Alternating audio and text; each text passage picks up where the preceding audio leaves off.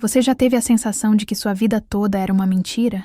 Que tudo que você acreditava, tudo que construiu com tanto cuidado, não passava de uma ilusão? Eu me chamo Marina, tenho 38 anos, e preciso contar para vocês como descobri que os últimos 15 anos da minha vida foram baseados numa farsa tão bem construída que até eu mesma acreditei nela. Sabe aquela sensação quando você olha para trás e percebe todos os sinais que ignorou? Todas as pequenas humilhações que você normalizou? Todos os momentos em que se sentiu invisível na sua própria casa, na sua própria vida? É exatamente isso que estou vivendo agora, 3 meses depois que meu mundo desabou. E a pior parte, a verdade não veio de mim. Eu não fui corajosa o suficiente para procurar. Ela simplesmente chegou até mim através de uma mensagem no meu celular. Mas deixa eu começar do início, porque essa história precisa ser contada por inteiro. Precisa ser entendida em todos os seus detalhes dolorosos para que faça sentido o que aconteceu depois. Eu conheci o Ricardo quando tinha 23 anos. Ele era tudo que uma mulher jovem podia sonhar. Bonito, bem-sucedido, charmoso, daqueles homens que comandam a atenção de qualquer ambiente que entram. Eu trabalhava como assistente numa empresa de marketing, e ele era o diretor comercial de uma multinacional. Quando ele me escolheu, eu me sentia a mulher mais sortuda do mundo. Marina, você é diferente das outras, ele costumava dizer nos primeiros meses. Você é autêntica, inteligente, não é superficial como essas mulheres que só pensam em aparência. E eu acreditei. Claro que acreditei. Quando alguém que você admira te elogia dessa forma, você se sente especial, escolhida. Ele me fazia sentir única, como se eu fosse a única pessoa no mundo que realmente o entendia. Nosso namoro foi um conto de fadas. Jantares em restaurantes caros, viagens românticas, presentes caros. Eu me sentia numa novela, sabe? Aquela sensação de que finalmente a vida estava sendo generosa comigo. Minha família toda o adorava. Minha mãe sempre dizia: Marina, você deu sorte. O Ricardo é um homem de ouro. Casamos 2 anos depois numa cerimônia linda, com 300 convidados. Eu me lembro de estar ali, no altar, olhando para ele de smoking e pensando: consegui. Encontrei minha pessoa. Ele estava lindo, sorrindo para mim com aquele sorriso que me fazia derreter, e eu tinha certeza absoluta de que éramos almas gêmeas. Os primeiros anos foram realmente bons. Compramos nossa casa, um sobrado lindo num bairro nobre. Eu deixei meu emprego para me dedicar à casa, e mais tarde, aos nossos filhos. Primeiro veio a Laura, depois o Pedro, com 2 anos de diferença. Eu me transformei na esposa e mãe perfeita que sempre sonhei ser. Ricardo prosperava profissionalmente. Foi promovido várias vezes, mudou de empresa 2 vezes sempre para cargos melhores, ganhando mais. Nossa vida financeira era confortável, muito confortável. Tínhamos 2 carros importados. A casa estava sempre impecável. As crianças estudavam nas melhores escolas particulares da cidade. Eu organizava jantares para os colegas dele, participava de eventos da empresa, cuidava de cada detalhe da nossa vida para que ele pudesse se concentrar na carreira. Era eu quem levava as crianças ao médico, as atividades extracurriculares, quem ajudava com lição de casa, quem organizava as férias familiares. Você é uma esposa incrível, Marina. Os amigos dele sempre diziam. O Ricardo tem muita sorte. E eu me sentia realizada. Sentia que tinha encontrado meu propósito na vida. Ser a base sólida que permitia que ele brilhasse, que nossa família funcionasse perfeitamente. Mas sabe como é, né? A vida tem uma forma cruel de te mostrar que nem tudo é o que parece. Os sinais começaram sutis, tão sutis, que eu os interpretei como coisas normais de um casamento longo. Primeiro foram os comentários. Pequenas críticas disfarçadas de brincadeira que começaram a aparecer, especialmente quando estávamos com outras pessoas. A Marina está ficando meio relaxada ultimamente. Ele disse uma vez durante um jantar com amigos, rindo como se fosse uma piada inofensiva. Acho que a vida de dona de casa está fazendo ela ficar acomodada. Eu ri junto, constrangida, mas senti uma pontada no peito. Eu não estava relaxada. Cuidava da casa, das crianças, dele, de tudo. Mas engoli o desconforto e pensei que talvez ele estivesse brincando mesmo. Depois vieram as comparações. Sempre disfarçadas, sempre sem querer. A Fernanda está com uma forma incrível. Ela malha todos os dias, sabe? Tem uma disciplina admirável. A Fernanda era esposa de um colega dele. A Carla voltou a trabalhar e está radiante. Acho bonito mulher que mantém a independência, que tem suas próprias conquistas. Cada comentário era como uma agulhada pequena, mas constante. Eu comecei a me olhar no espelho com mais crítica. Será que estava realmente relaxada? Será que tinha perdido minha identidade ao me dedicar tanto à família? Comecei a malhar, a me cuidar mais, a pensar em voltar ao mercado de trabalho. Mas quando eu mencionava essas ideias, ele sempre tinha uma desculpa. Amor, você tem certeza? As crianças ainda precisam muito de você. E nossa agenda social é bem corrida. Não sei se você conseguiria conciliar tudo. Ou então, claro, se é isso que você quer. Mas pensa bem, você está fora do mercado há tanto tempo. Vai ser difícil conseguir algo no seu nível anterior. Ele nunca disse não diretamente. Era mais sutil que isso. Ele plantava dúvidas, me fazia questionar se eu realmente queria ou se estava preparada. E eu, querendo ser a esposa compreensiva, sempre acabava concordando que talvez não fosse o momento certo. Os horários dele ficaram cada vez mais imprevisíveis.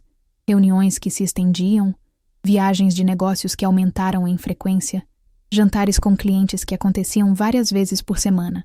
Amor, você sabe como é. Minha posição exige muito networking. É chato, mas faz parte do trabalho. E eu compreendia, ou pelo menos tentava compreender. Afinal, ele estava construindo nossa segurança financeira, nosso futuro. Era normal que exigisse sacrifícios. Mas a sensação de invisibilidade começou a crescer. Nos eventos sociais, eu me sentia como um acessório. Ele cumprimentava todo mundo efusivamente, contava histórias engraçadas, era o centro das atenções. Eu ficava ao lado, sorrindo, sendo apresentada como minha esposa Marina, como se essa fosse minha única identidade.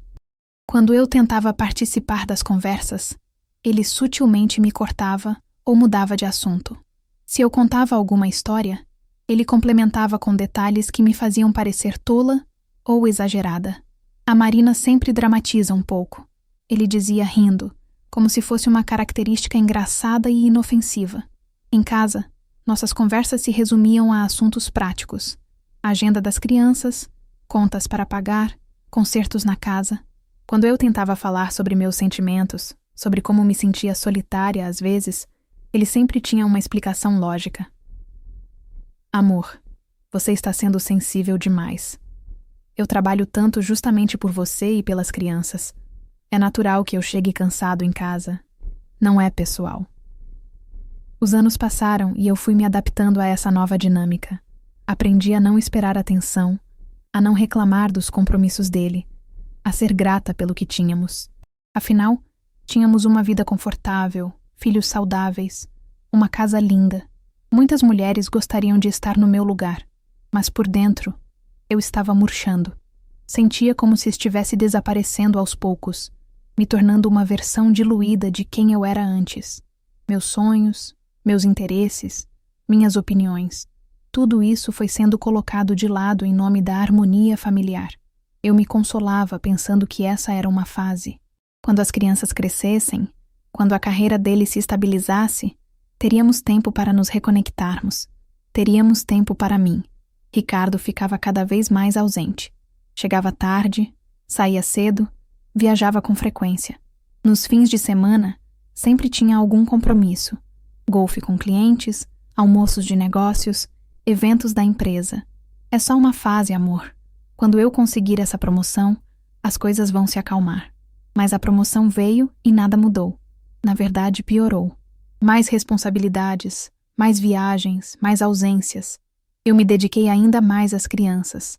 Laura e Pedro se tornaram meu mundo, minha razão de existir. Pelo menos com eles eu me sentia importante, necessária. Eles precisavam de mim de verdade. Mas mesmo com as crianças, Ricardo encontrava formas de diminuir minha importância. A Laura está muito grudada em você, Marina. Não é saudável. Ela precisa aprender a ser mais independente. O Pedro está ficando muito sensível. Acho que você protege demais. Homem precisa aprender a ser forte desde cedo. Cada crítica era como uma gota d'água. Sozinhas pareciam insignificantes. Juntas, estavam me afogando. Comecei a duvidar de mim mesma em tudo. Será que eu estava sendo superprotetora? Será que não sabia educar os filhos direito? Será que era uma esposa inadequada? Será que o problema era mesmo comigo? Uma das coisas mais cruéis que aconteceram foi como ele me isolou dos meus amigos e da minha família, de forma tão sutil que eu nem percebi na época. No início, ele não proibia nada diretamente, mas sempre tinha uma observação, um comentário que me fazia repensar. Suas amigas são legais, mas elas não entendem nossa realidade. Elas ficam enchendo sua cabeça com ideias estranhas. Sua mãe fala demais da nossa vida privada. Não acho saudável dividir tudo com ela. Esse seu grupo da faculdade é meio imaturo, não acha? Vocês ficam reclamando da vida em vez de aproveitá-la. Aos poucos, eu fui me distanciando. Primeiro cancelava encontros para ficar com ele. Depois parei de marcar. Quando me ligavam, eu sempre tinha uma desculpa. As crianças, a casa, algum compromisso com Ricardo. Minha irmã Ana foi uma das primeiras a notar. Marina, você está diferente, mas apagada. Quando foi a última vez que conversamos de verdade? Não exagera, Ana. Estou bem. É só que a vida adulta é assim mesmo, né? A gente tem outras prioridades. Mas por dentro, eu sabia que ela tinha razão. Eu estava me tornando uma versão fantasma de mim mesma. Os domingos em família, que antes eram sagrados, começaram a ser invadidos por compromissos de trabalho dele. Primeiro, era só uma ligação rápida. Depois, uma videoconferência. Depois ele precisava dar uma passada no escritório só para resolver uma coisa urgente. Desculpa, namor. É só hoje. Prometo que na próxima semana não trabalho no domingo. Mas a próxima semana sempre trazia uma nova urgência.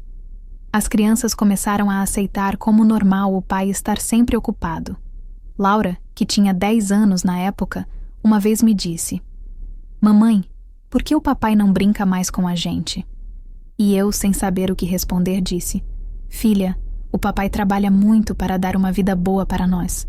Ele nos ama, só está um pouco ocupado agora. Mas por dentro meu coração se partia. Porque eu também sentia falta do homem que eu tinha conhecido, do homem que me fazia rir, que me fazia sentir especial. Quando Laura completou 8 anos e Pedro 6, eu comecei a sentir vontade de ter outro filho. Não sei explicar exatamente por quê. Talvez fosse uma tentativa de resgatar a intimidade que tínhamos perdido. Talvez fosse medo de ficar sem propósito quando as crianças crescessem. Quando falei com Ricardo sobre isso, ele foi categórico. Marina, você está louca? Já temos 2 filhos lindos e saudáveis. Por que complicar nossa vida agora que está ficando mais fácil? Mas eu sinto que nossa família não está completa.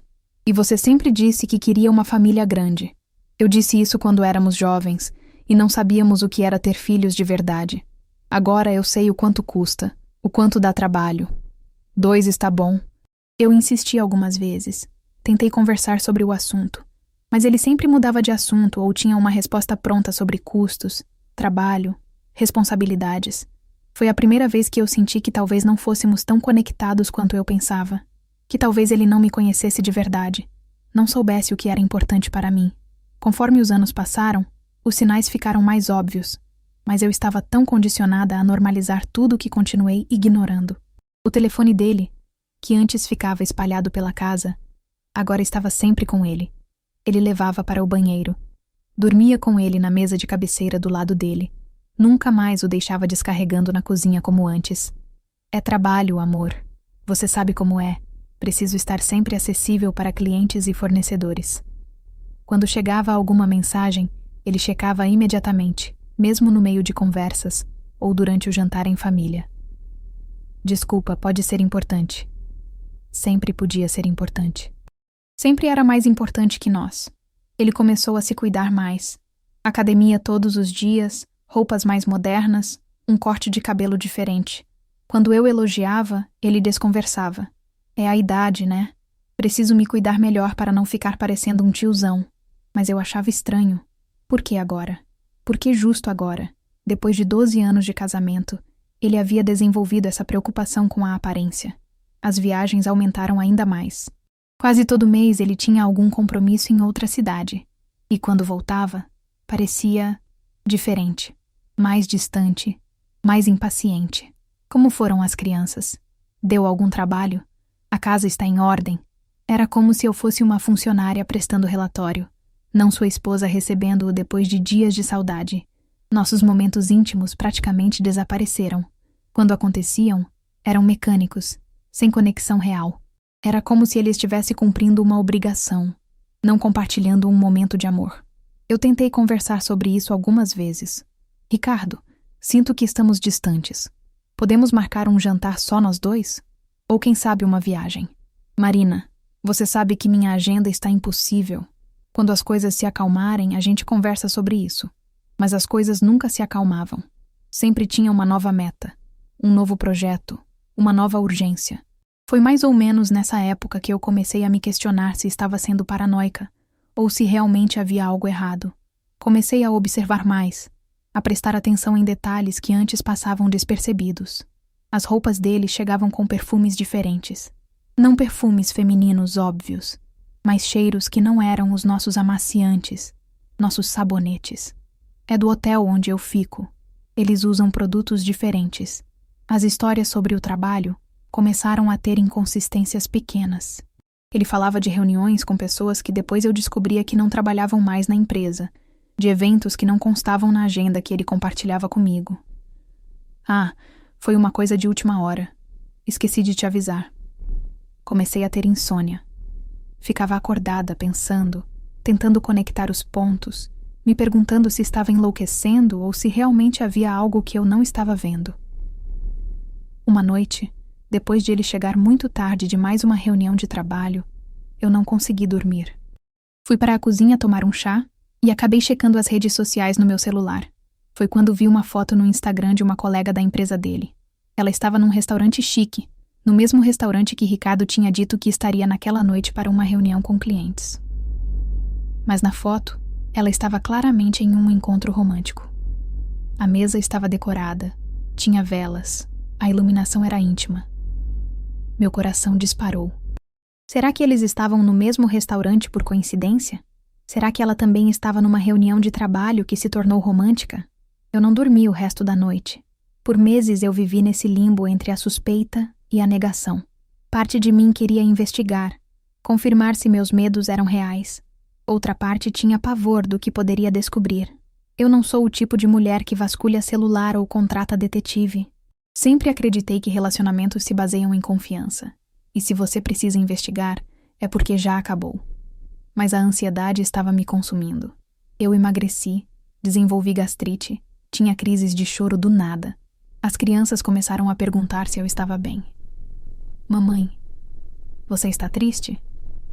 Laura me perguntou um dia. Não, filha, mamãe só está um pouco cansada. Mas eu não estava só cansada. Eu estava morrendo por dentro, definhando numa dúvida que me corroía. Foi então que aconteceu o que mudou tudo. Era uma quinta-feira normal. Ricardo tinha viajado para São Paulo na segunda e voltaria só na sexta. Eu estava em casa, organizando as roupas das crianças para o fim de semana, quando o telefone fixo tocou. Era uma voz feminina, jovem, hesitante. Alô? Por favor, não desligue. Eu sei que você não me conhece, mas preciso falar com você. É sobre o Ricardo. Meu coração parou. Literalmente senti como se tivesse parado de bater. Quem está falando? Meu nome é Camila.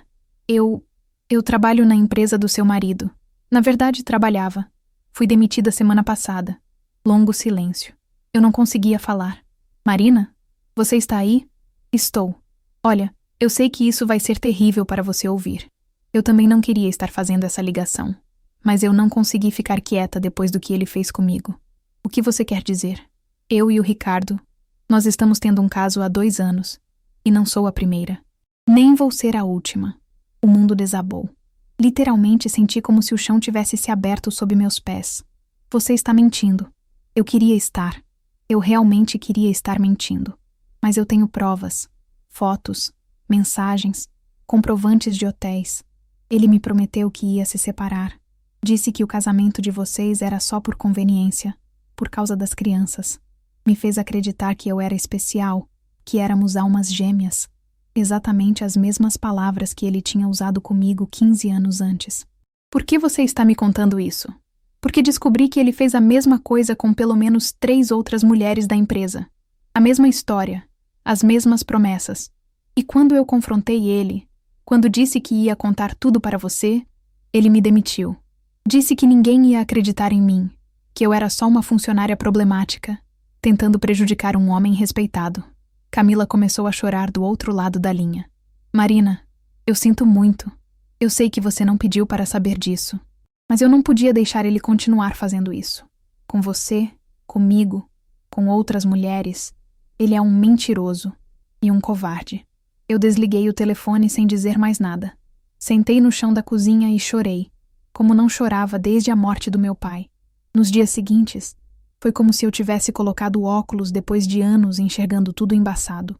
Cada comportamento estranho, cada ausência, cada mudança de humor começou a fazer sentido. Camila me enviou algumas provas por e-mail. Não fotos íntimas. Ela foi respeitosa nesse sentido. Mas conversas de WhatsApp que não deixavam dúvidas sobre a natureza do relacionamento deles. Meu amor, não vejo a hora de nos libertarmos dessa situação e ficarmos juntos de verdade. Marina não desconfia de nada. Ela é muito ingênua, muito acomodada. Você é tudo o que eu sempre quis numa mulher. Inteligente, independente, sexy, o oposto da minha esposa. Cada mensagem era uma punhalada, não só pela traição, mas pela forma cruel como ele falava de mim, como se eu fosse um empecilho na vida dele, um fardo que ele precisava carregar.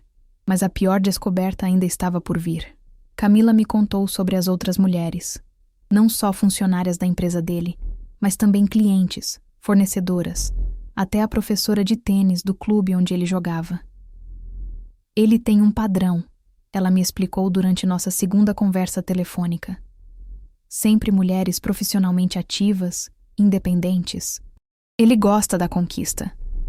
E sempre promete que vai deixar você, que vocês só estão juntos por conveniência. Descobri que algumas das viagens de trabalho eram, na verdade, fins de semana românticos. Que alguns dos presentes caros que ele me dava eram tentativas de aliviar a culpa.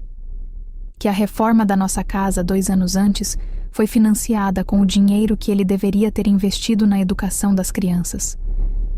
Mas talvez a descoberta mais dolorosa tenha sido sobre meus amigos e minha família.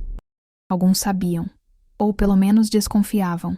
Minha irmã Ana me ligou depois que eu contei para ela. Marina, eu tentei te avisar várias vezes. Lembra quando eu disse que você estava diferente?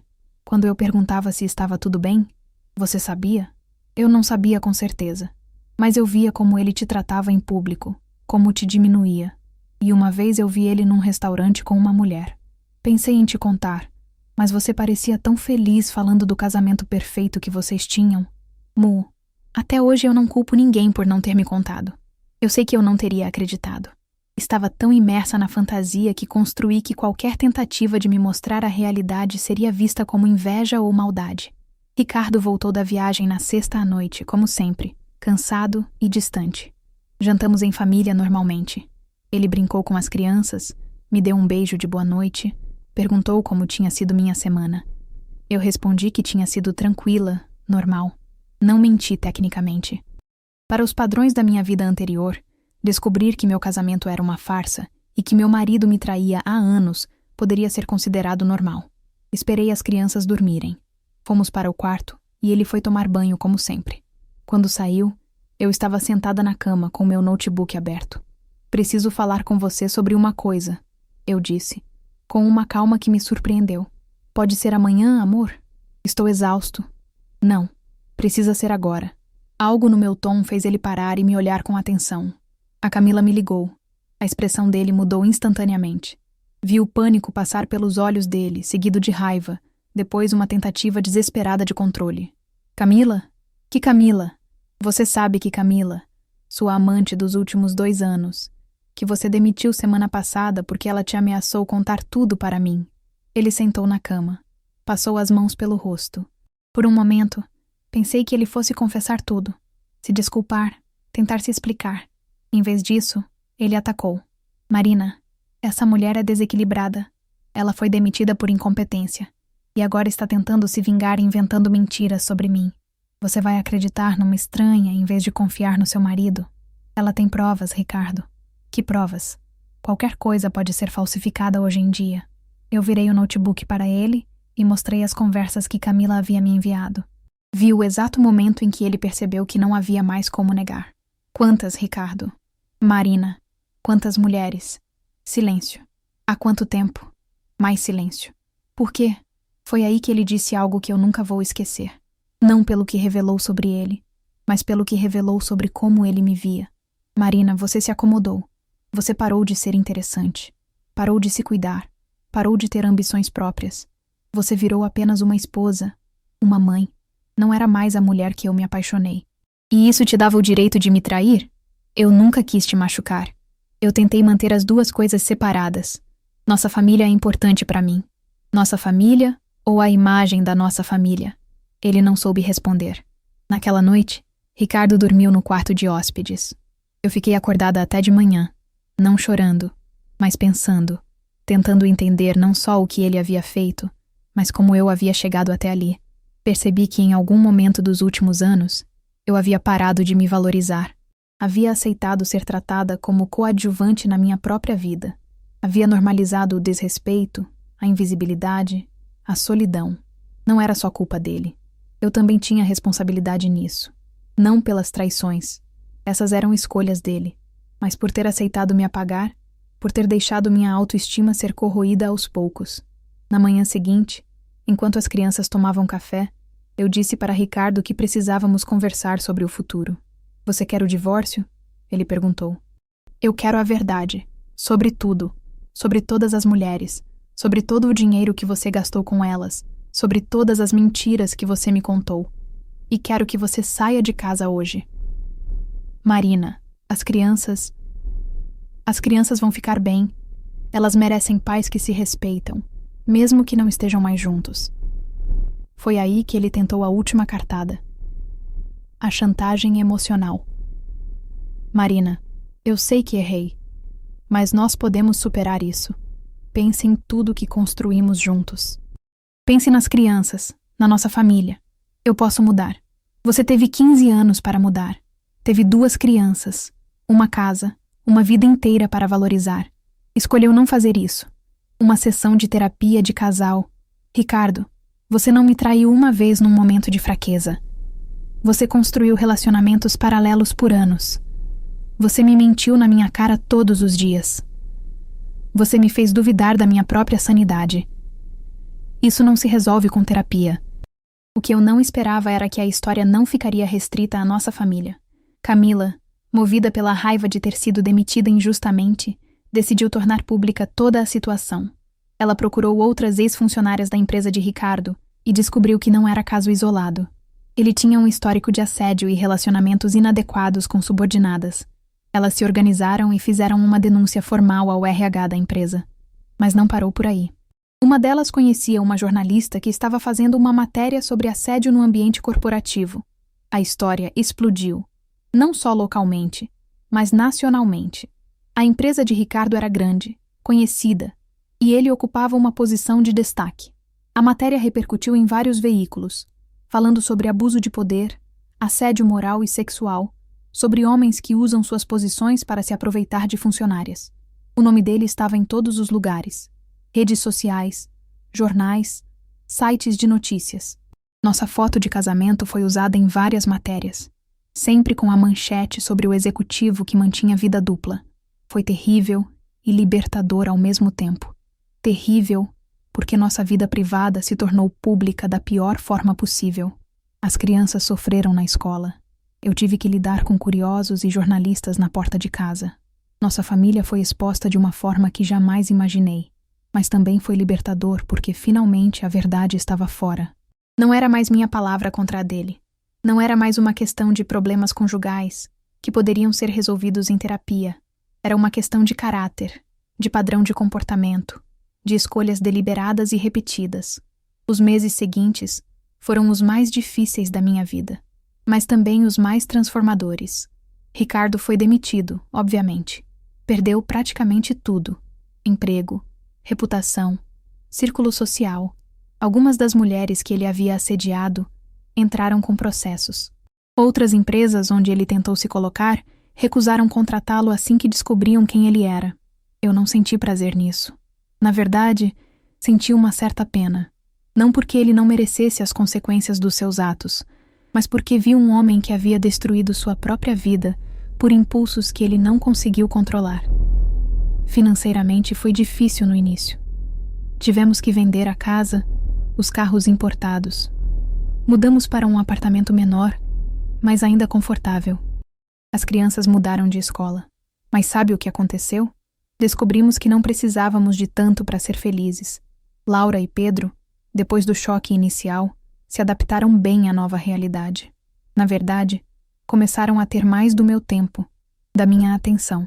Sem a pressão de manter uma vida social falsa e uma casa impecável, eu pude me dedicar mais a eles de forma genuína. E eles me deram força para me reconstruir.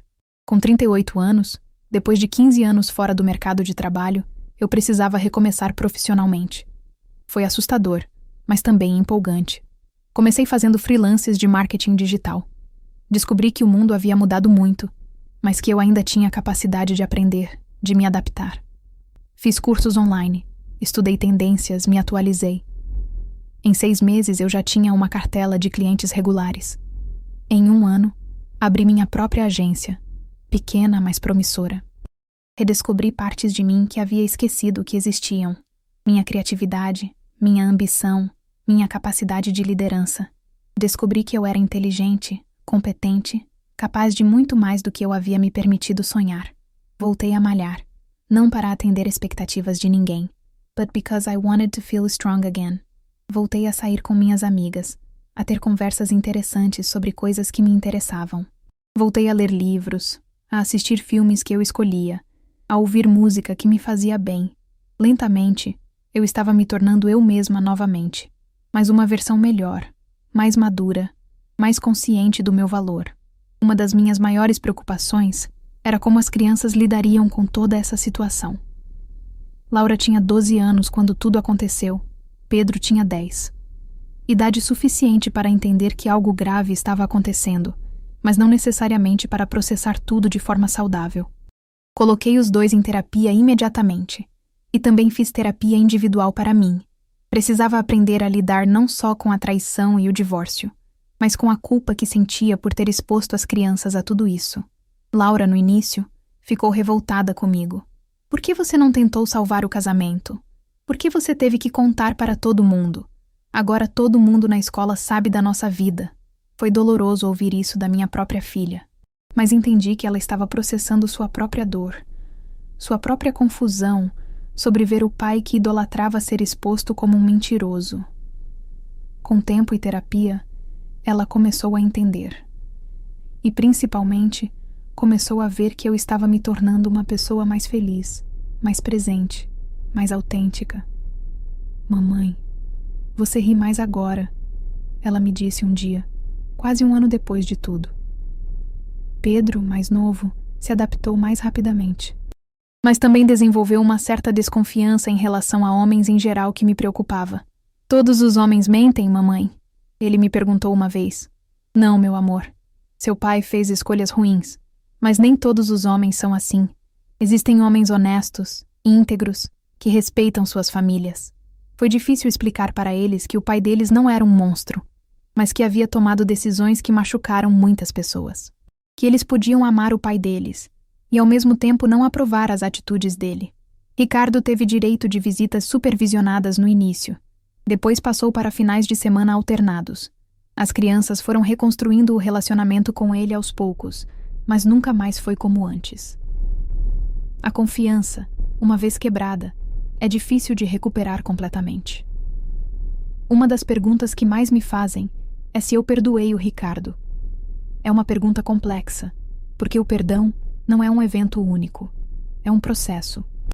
Eu perdoei no sentido de que não sinto mais raiva venenosa em relação a ele. Não desejo o mal.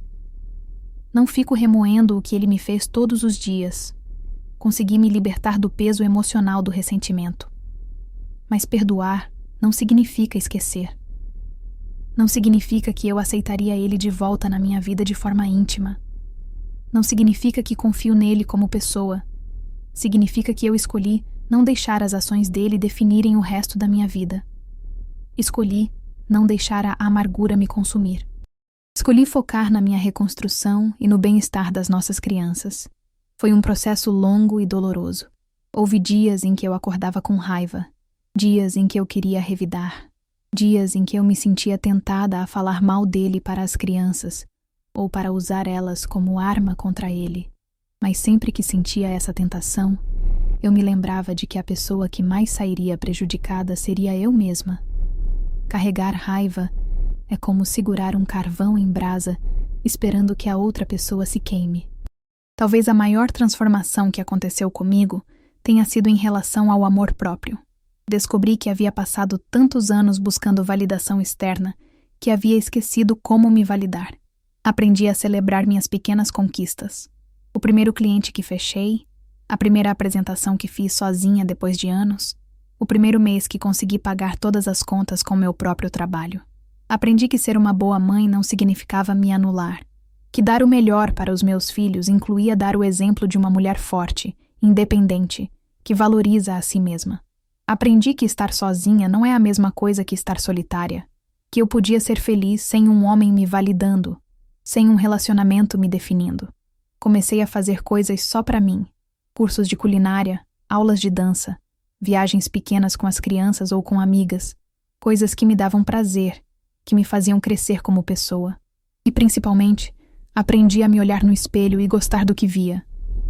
Não porque eu havia voltado à forma física dos 20 anos ou porque estava usando roupas caras, mas porque eu via uma mulher que havia sobrevivido, que havia se reconstruído, que havia escolhido a dignidade em vez da comodidade.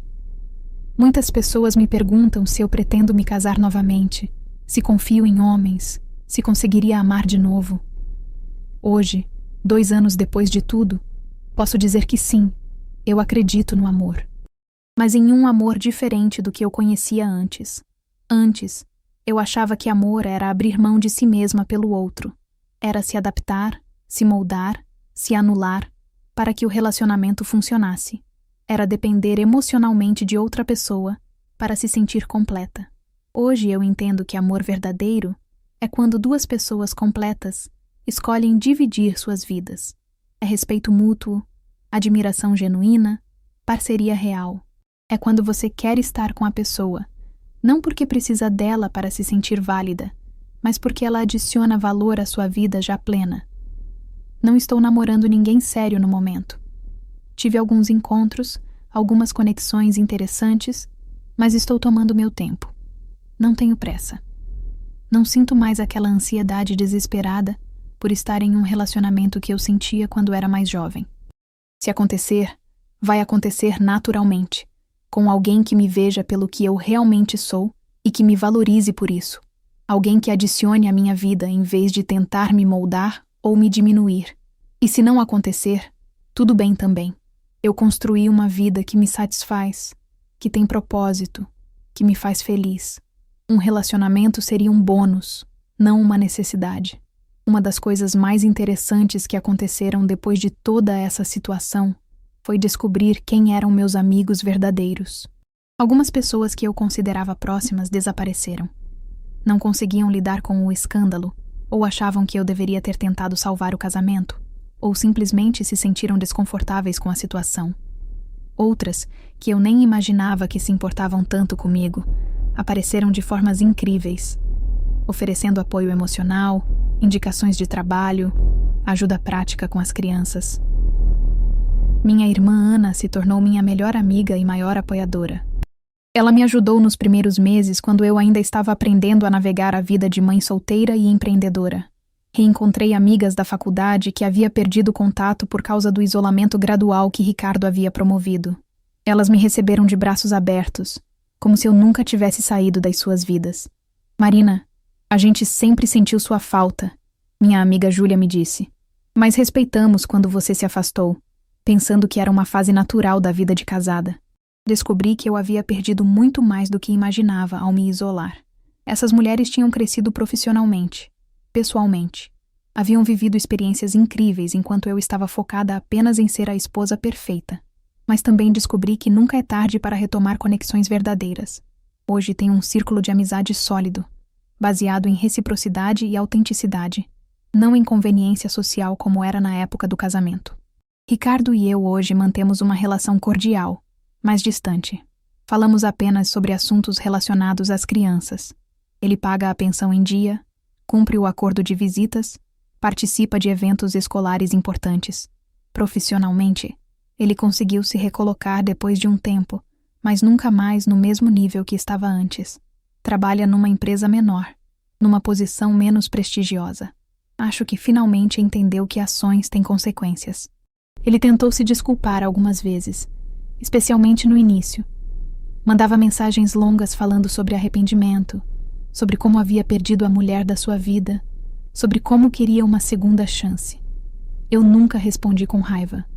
Sempre fui educada, mas firme. Ricardo, eu respeito que você se sinta arrependido, mas o arrependimento não apaga o que foi feito. Vamos focar em ser bons pais para nossos filhos.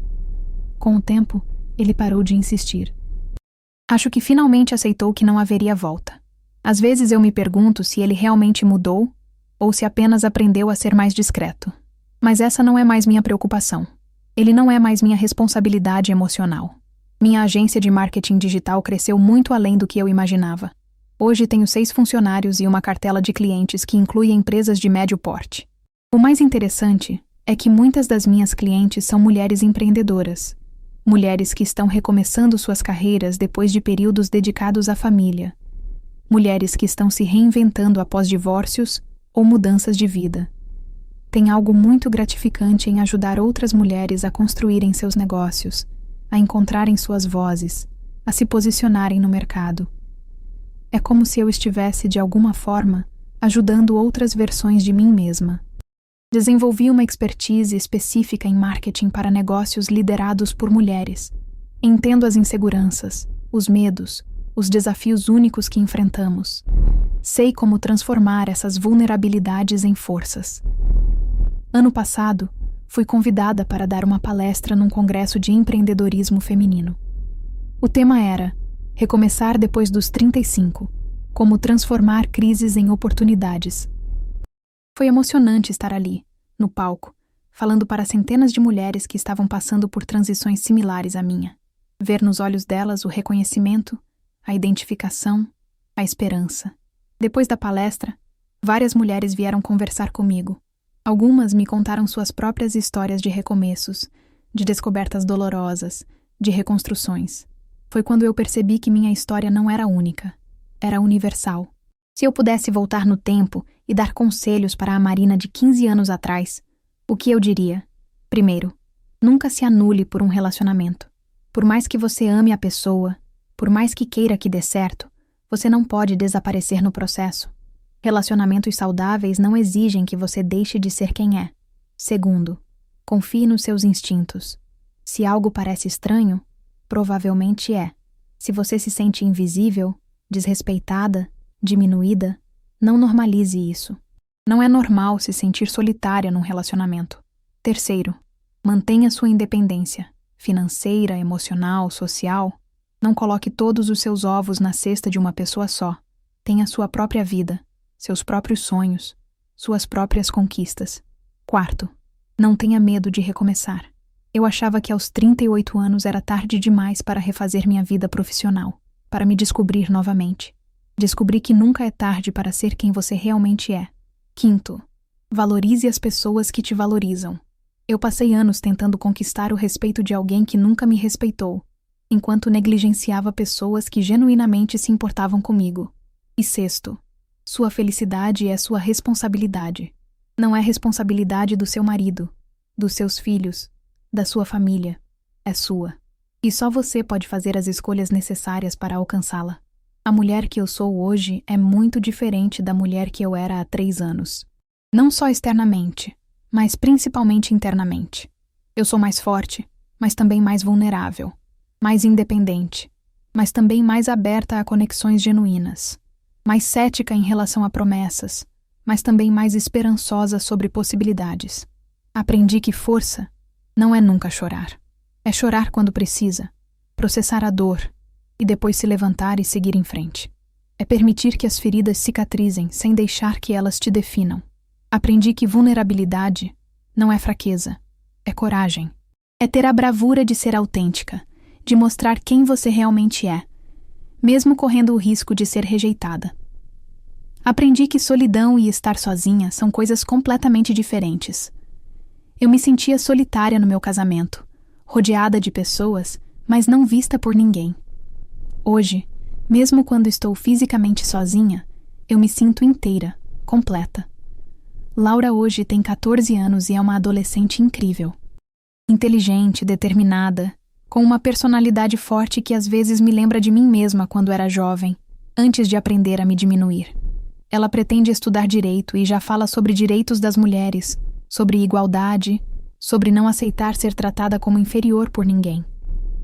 Às vezes eu me pergunto se ela aprendeu essas lições através da nossa experiência familiar.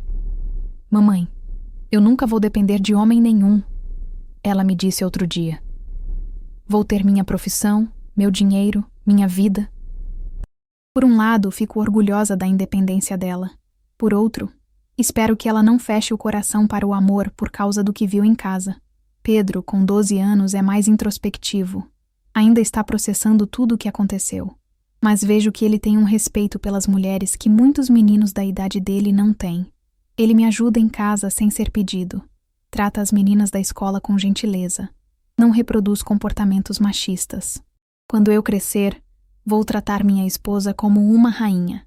Ele me disse uma vez. Não como uma rainha, filho. Como uma igual. Como uma parceira.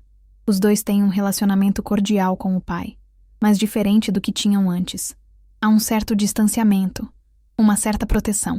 Eles o amam, mas não o idolatram mais. E comigo, desenvolveram uma relação mais madura, mais honesta.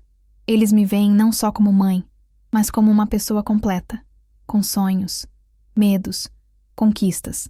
Acho que isso é saudável. Uma das partes mais difíceis de todo esse processo foi aprender a me perdoar. Perdoar por ter aceitado ser tratada daquela forma por tanto tempo. Perdoar por não ter visto os sinais. Perdoar por ter exposto as crianças a uma situação tão difícil. Durante muito tempo, eu me culpei. Se eu tivesse sido mais atenta, se eu não tivesse me acomodado, se eu tivesse confrontado antes, mas aprendi que essa culpa não é produtiva. Eu fiz o melhor que pude com as informações e a maturidade emocional que tinha na época. Não era possível ter agido diferente, porque eu era uma pessoa diferente, com uma percepção diferente de mim mesma e do mundo. A mulher que eu sou hoje conseguiria ter identificado os sinais mais cedo, teria estabelecido limites mais claros, não teria aceito ser diminuída. Mas eu precisei passar por tudo isso para me tornar essa mulher. Foi um preço alto pagar pelo autoconhecimento, mas foi o preço que a vida me apresentou. E hoje eu posso dizer que valeu a pena. Hoje, quando olho para trás, consigo ver que aquele casamento estava condenado desde o início, não por causa das traições. Essas foram consequências, não causas, mas porque estava baseado numa dinâmica desequilibrada. Eu havia entrado no relacionamento buscando validação externa. Queria ser escolhida, aceita, amada por alguém que eu considerava superior a mim. Ricardo havia entrado buscando alguém que fosse conveniente, que não o desafiasse, que se adaptasse aos planos dele. Nenhum de nós entrou buscando uma parceria real, baseada em respeito mútuo e crescimento conjunto. Estávamos representando papéis que achávamos que devíamos representar, não sendo quem realmente éramos. O casamento funciona quando duas pessoas inteiras se escolhem mutuamente. Quando cada um tem sua própria identidade, seus próprios objetivos, e decide compartilhar a vida com o outro por escolha, não por necessidade. Eu não era uma pessoa inteira quando me casei. Era uma pessoa em construção que parou de se construir para se dedicar à construção de outra pessoa.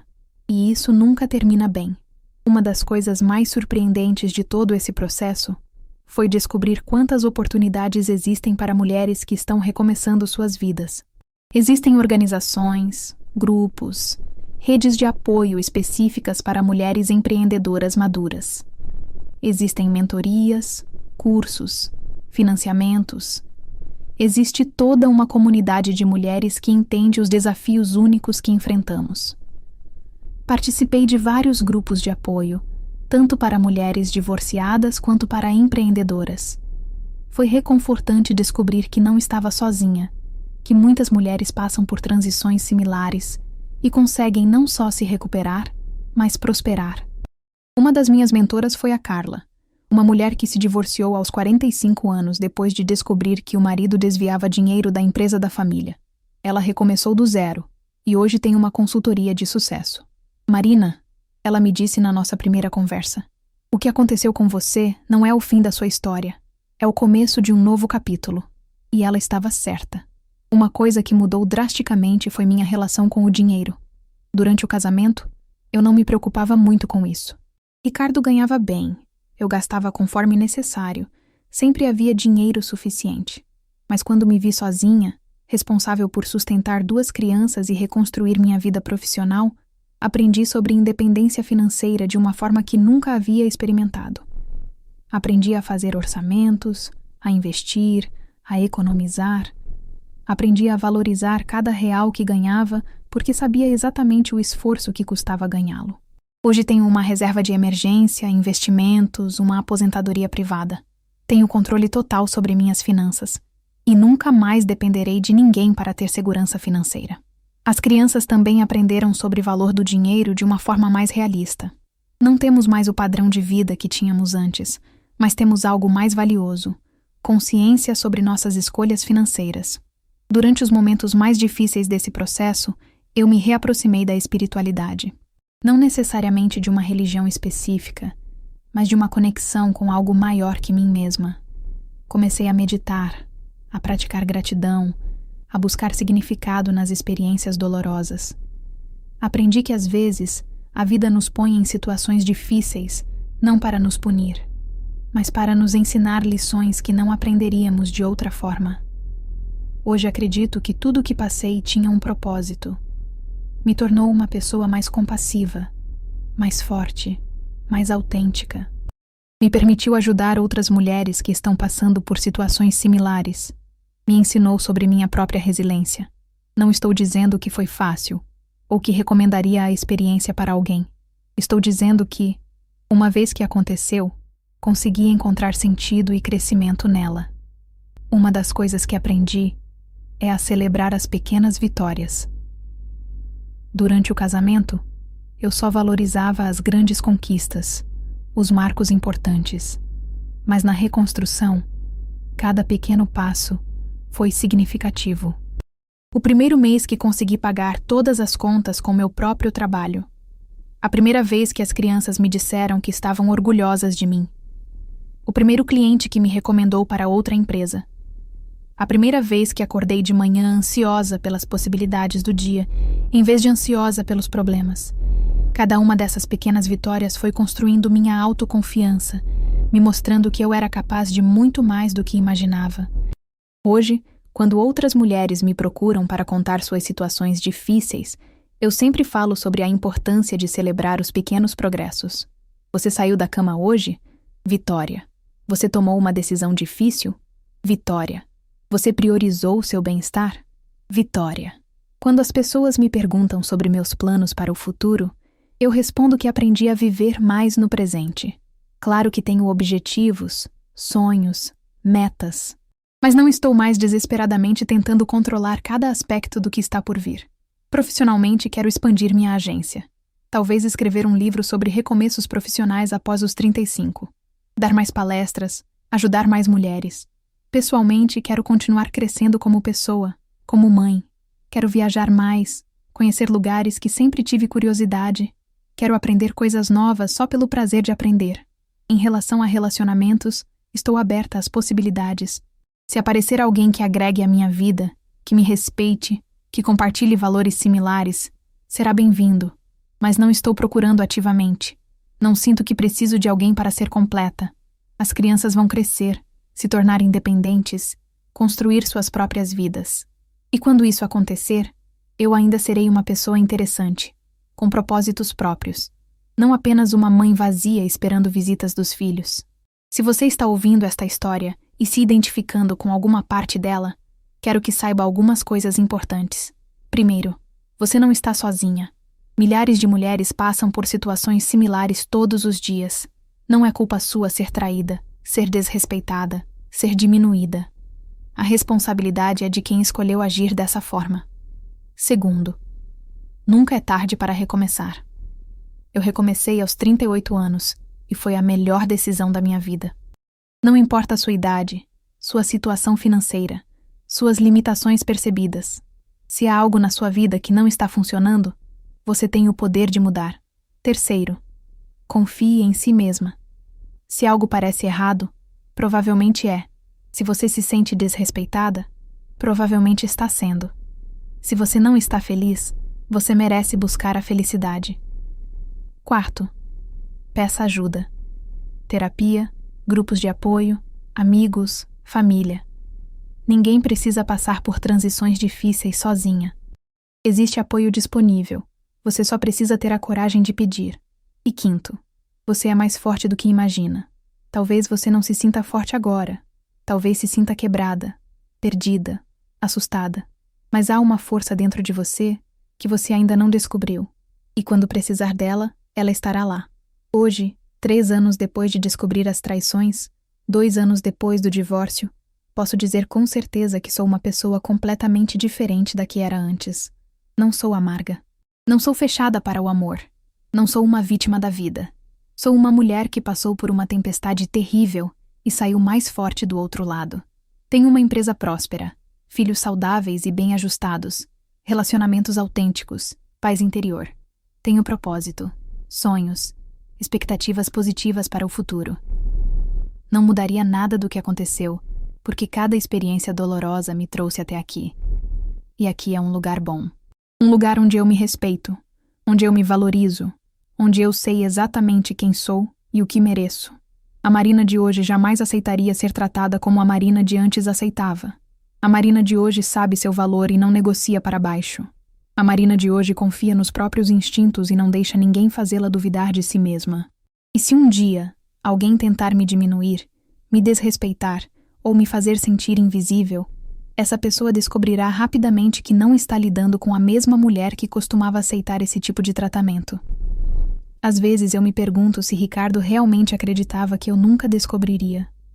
Se ele pensava que eu era tão ingênua, tão acomodada, tão dependente dele que aceitaria qualquer coisa para manter a ilusão do casamento perfeito.